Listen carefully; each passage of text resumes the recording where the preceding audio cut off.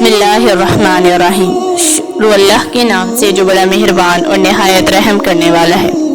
प्यारे दोस्तों, क्या आप जानते हैं कि कुर्रा ज़मीन पर सबसे पहले इबादत के लिए जो बनाया गया वो घर खाना काबा था। खाना काबा को किस नबी ने तामीर किया?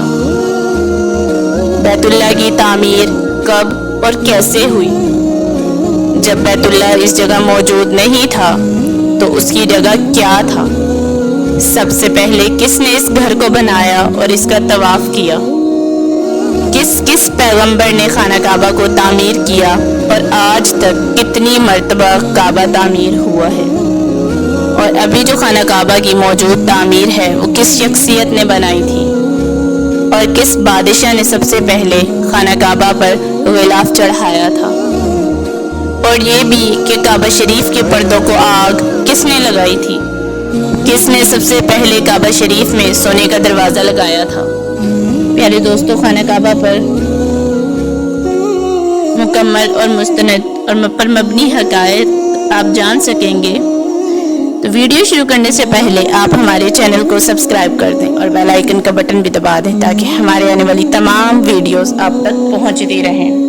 प्यारे दोस्तों, सबसे पहले बैतुल्लाह की तामीर की सआदत फरिश्तों को हासिल हुई। प्यारे दोस्तों, कहा जाता है कि एक मर्तबा इमाम ज़ैनुल आबिदीन से किसी शख्स ने पूछा कि बैतुल्लाह सबसे पहले किसने तामीर किया और इसका तवाफ कब से हो रहा है? तो वो बताने लगे कि जब अल्लाह ताला ने फरिश्तों से फरमाया कि मैं ज़मीन में एक खलीफा पैदा करने लगा हूँ, तो फरिश्तों ने उनसे कहा कि या अल्लाह, तू ऐसा बशर पैदा करेगा कि जो ज़मीन में दंगा फसाद फैलाएगा, फितना पैदा करेगा। हम तेरी इबादत करते हैं, क्या हमारी इबादत काफ़ी नहीं? तो अल्लाह ताला ने उनसे फरमाया कि जो कुछ मैं जानता हूँ वो तुम नहीं जानते। इज़हार नदामत में फरिश्तों ने अर्श इलाही का 3 मरतबा तवाफ़ किया। अल्लाह ताला ने उन पर खसूसी करम फरमाया और अर्श इलाही के नीचे बैतुल मामूर तामीर फरमाया और फरिश्तों से कहा कि इसका तवाफ करो। फिर अल्लाह ताला ने फरिश्तों से फरमाया कि इसकी ही मिसल ज़मीन पर मेरा घर बनाओ। तो इस तरह सबसे पहले काबा की तामीर फरिश्तों ने की। 70,000 फरिश्ते एक दिन में बैतुल्लाह का तवाफ करते हैं और एक फरिश्ता जो एक मरतबा में तवाफ कर लेता है वो दोबारा नहीं आता। तो इसीलिए ये बात जाहिर है कि सबसे पहले फरिश्तों ने काबा को तामीर किया और उसका तवाफ किया। हज़रत अब्दुल्लाह इब्न अब्बास फरमाते हैं कि जब हज़रत आदम अलैहिस्सलाम को अल्लाह पाक ने ज़मीन पर भेजा, जन्नत से निकाला, तो उन्हें फरिश्तों की इबादत की आवाज़ आती थी। उनका कद इतना लंबा था कि उनका सर आसमान पे और पाँव ज़मीन पर लगते थे। जब उन्हें फरिश्तों की इबादत की आवाज़ सुनाई देती तो वो कांपते थे। अल्लाह ताला ने फिर उनका कद 60 हाथ के बराबर कर दिया। तो फिर गिरिया अज़ारी में हज़रत आदम ने अल्लाह पाक से फरमाया कि या अल्लाह, मुझे तो फरिश्तों की आवाज़ नहीं सुनाई देती। तो अल्लाह ताला ने फरमाया, ये सब तुम्हारे फेल की बदौलत है। तुम ज़मीन पर मेरा घर तामीर करो और उसका तवाफ़ करो जिस तरह तुम फरिश्तों को अर्श इलाही का तवाफ़ करते हुए देखते हो। फिर हज़रत आदम अलैहिस्सलाम ने फरमाया, या अल्लाह, मैं किस तरह ये काम सरअंजाम दूँ? तो अल्लाह ताला ने उनके लिए एक फ़रिश्ता मामूर फरमाया जिन्होंने हज़रत आदम अलैहिस्सलाम की इस्लाह की। हज़रत आदम अलैहिस्सलाम जब चलते रास्ते में उन्हें जो मकाम अच्छा लगता वो कहते कि मैं यहाँ पे बैतुल्लाह तामीर करता हूँ, तो फरिश्ता उनसे फरमाता कि नहीं, तुम्हारा मुकाम आगे है। जिस जगह हज़रत आदम रुकते वहाँ पे आबादियाँ बनने लगती और जो जगह छोड़ जाते वहाँ जंगलों बेआबां बन जाते। इसी तरह चलते चलते वो मक्का मुकरमा में तशरीफ़ लाए। हज़रत आदम अलैहिस्सलाम ने बैतुल्लाह की तामीर 5 मकामात के पत्थरों से की थी। तूरे सीना, तूरे जैतून, कोहे लबनान, कोहे जूदी और बुनियाद में जबल हिरा का पत्थर इस्तेमाल किया। اس کی تعمیر سے جب فارغ ہوئے تو وہ فرشتہ انہیں میدان عرفات میں لے گیا اور حضرت آدم علیہ السلام کو تمام مقامات حج دکھائے جہاں آج تک تمام لوگ حج ادا کرتے ہیں اور قیامت تک کرتے رہیں گے۔ اس کے بعد حضرت آدم کو دوبارہ مکہ لایا گیا۔ اس کے بعد انہوں نے 1 ہفتے تک بیت اللہ کا طواف کیا اور اس کے بعد سرزمین ہند کی طرف آ گئے اور بوز نامی پہاڑی کے پاس آپ کی وفات ہوئی۔ اسی طرح وقت گزرتا گیا، اللہ تعالیٰ نے حضرت نوح علیہ السلام کا ظہور نازل فرمایا۔ حضرت نوح علیہ السلام اس دنیا میں تشریف لائے، لوگوں کو ہدایات دی، لیکن ان کی قوم نے ان کی بات نہ مانی تو اللہ تعالیٰ نے ان پر عذاب نازل فرمایا۔ وہ اتنا خوفناک عذاب تھا کہ وہ تمام لوگ غرق ہو گئے، پانی میں بہہ گئے۔ حضرت نوح علیہ السلام کی کشتی اسی طرح آگے چلتی رہی۔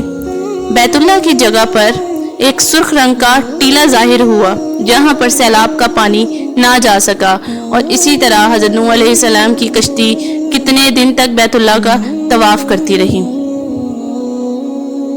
اور اسی طرح تمام لوگوں کو معلوم ہو گیا کہ یہ بیت اللہ کی جگہ ہے۔ اس وقت اس کی بنیادیں غائب ہو چکی تھی، لیکن جو کوئی بھی اس جگہ جا کے دعا کرتا اس کی دعا ضرور قبول کی جاتی، اور اسی طرح لوگوں کو یقین ہو گیا کہ یہ وہی جگہ ہے جہاں اللہ پاک کا گھر موجود تھا، اور حضرت ابراہیم علیہ السلام کے زمانے تک اسی طرح رہا۔ حضرت ابراہیم علیہ السلام کی عمر جب 90 برس ہوئی تو اللہ تعالیٰ نے انہیں ایک بیٹا عطا کیا جن کا نام حضرت اسماعیل علیہ السلام رکھا گیا۔ اللہ تعالیٰ نے حضرت ابراہیم کو حکم دیا کہ حضرت ہاجرہ اور حضرت اسماعیل علیہ السلام کو مکہ چھوڑاؤ۔ حضرت ابراہیم علیہ السلام اللہ پاک کے حکم سے انہیں ادھر چھوڑ آئے۔ پھر کچھ وقت گزرنے کے بعد اللہ تعالیٰ نے انہیں حکم دیا کہ میرے گھر کی تعمیر کرو۔ حضرت ابراہیم علیہ السلام واپس اپنی بیوی اور اپنے بیٹے کے پاس آئے اور ان سے بیان فرمایا، اور اس جگہ رکے جہاں حضرت جبرائیل علیہ السلام نے حضرت ہاجرہ علیہ السلام کو بتایا کہ یہاں پر آپ اپنی جھونپڑی بنائیں۔ اسی طرح حضرت ابراہیم علیہ السلام اور حضرت اسماعیل علیہ السلام نے کعبہ کی تعمیر کا کام شروع کیا۔ انہیں پہلے مکہ وہ بنیادیں نہیں مل رہی تھی تو اللہ پاک نے ایک ہوا چلائی جس نے اس طرح سے جھاڑا کہ ایک مقام ایک بنیاد ظاہر ہونے لگی، اور حضرت ابراہیم علیہ السلام نے اسی جگہ کعبہ کی تعمیر کا سلسلہ شروع فرمایا۔ جب کعبہ کی تعمیر کا سلسلہ شروع ہوا تو حضرت اسماعیل علیہ السلام اپنے بابا کو پتھر لا کر دیتے اور حضرت ابراہیم علیہ السلام اس کی تعمیر کرتے۔ جب بیت اللہ کی تعمیر ان کے قد کے برابر ہو گئی تو انہوں نے اپنے پاؤں کے نیچے ایک پتھر رکھا اور کعبہ کو تعمیر کرنے لگے۔ اللہ پاک کو ان کا یہ کام اتنا پسند آیا کہ وہ پتھر جب حضرت ابراہیم علیہ السلام اونچا ہونا چاہتے تعمیر کے لیے وہ پتھر اوپر اٹھ جاتا، اور جب وہ نیچے اترنا چاہتے تو وہ پتھر نیچے ہو جاتا۔ یہ اللہ پاک کا خصوصی کرم تھا۔ اللہ پاک نے اس بارے میں قرآن پاک میں بھی ارشاد فرمایا ہے کہ انہوں نے حضرت ابراہیم علیہ السلام اور حضرت اسماعیل علیہ السلام کے ذریعے بیت اللہ کو دوبارہ تعمیر کروایا، اور یہ وہی پتھر ہے جسے مقام ابراہیم کہا جاتا ہے جو آج بھی وہاں پر موجود ہے۔ اللہ تعالیٰ کے حکم سے حضرت ابراہیم علیہ السلام کے قدموں کے نشان اس پتھر میں دھس گئے، جس کی وجہ سے اسے آج بھی دیکھا جا سکتا ہے۔ حضرت ابراہیم نے بیت اللہ کی تعمیر 5 پہاڑوں کے پتھروں سے کی تھی: طور سینا، طور زیتا، جبل لبنان، جبل جودی اور جبل ہیرا۔ یہ وہی 5 پتھر ہیں، اس پہاڑ کے پتھر ہیں جس پہاڑ کے پتھروں سے حضرت آدم علیہ السلام نے کعبہ کی تعمیر فرمائی تھی۔ جب کعبہ کی تعمیر ہو گئی تو حضرت ابراہیم علیہ السلام نے اپنے فرزند حضرت اسماعیل علیہ السلام سے کہا کہ جاؤ ایک ایسا پتھر تلاش کر کے لاؤ کہ جس کو ہم رکھیں تو ظاہر ہو کہ یہاں سے کعبہ کا طواف شروع کیا جائے گا، یعنی حجر اسود کے بارے میں۔ تو تو حضرت اسماعیل اس کی تلاش میں نکل گئے لیکن انہیں نہ مل سکا۔ جب وہ واپس آئے تو وہ دیکھتے ہیں کہ ان کے بابا حضرت ابراہیم علیہ السلام کے ہاتھوں میں ایک ایسا پتھر ہے جو بڑا روشن ہے اور چمک رہا ہے۔ تو وہ پوچھنے لگے کہ یہ آپ کو کہاں سے ملا ہے؟ تو حضرت ابراہیم نے فرمایا کہ یہ مجھے حضرت جبرائیل علیہ السلام نے لا کر دیا ہے۔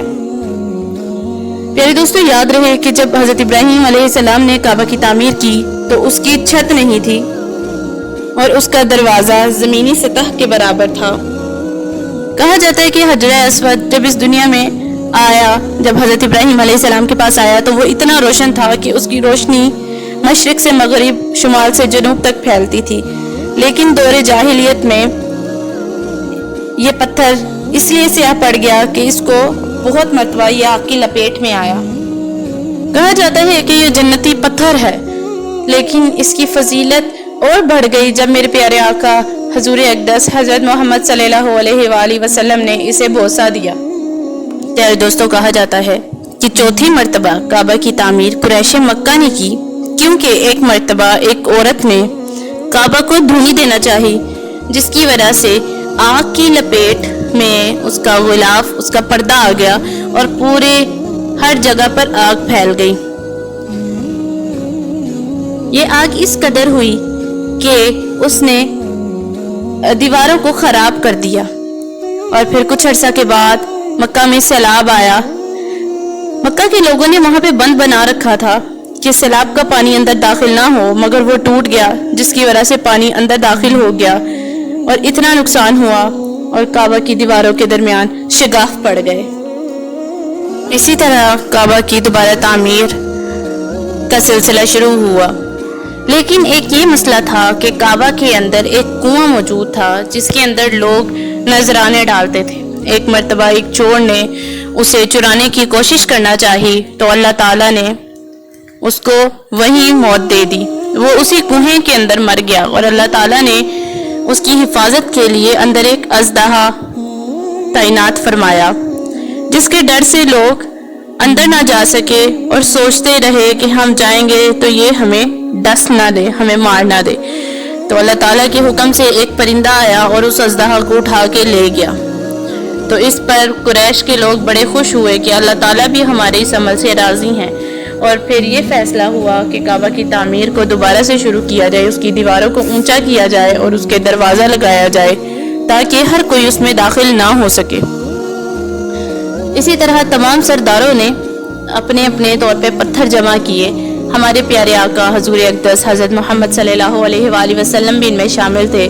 آپ بھی اپنے کندھوں پر پتھر اٹھا کر لاتے اور بیت اللہ کی تعمیر فرماتے۔ جب دیواریں اتنی اونچی ہو گئیں کہ حجر اسود تک پہنچ گئیں تو حجر اسود کو نصب کرنا تھا۔